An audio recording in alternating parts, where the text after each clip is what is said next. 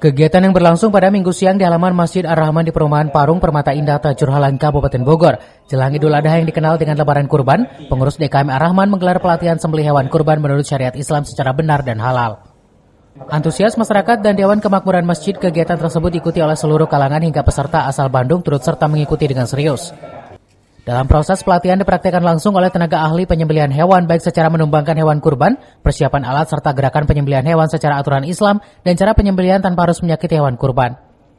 Begitu antusias peserta pelatihan pada hari ini, selain dari Tajur Halang juga dari sekitarnya, bahkan ada dari Bandung peserta. Mereka rata-rata perwakilan dari masjid yang mereka biasa 1 tahun sekali belasan kurban. Hari ini mereka ingin mendapatkan bekal lebih dalam lagi. Mereka begitu antusias, bahkan begitu tertarik bagaimana mempelajari cara penyembelihan yang benar dan sesuai dengan syariat.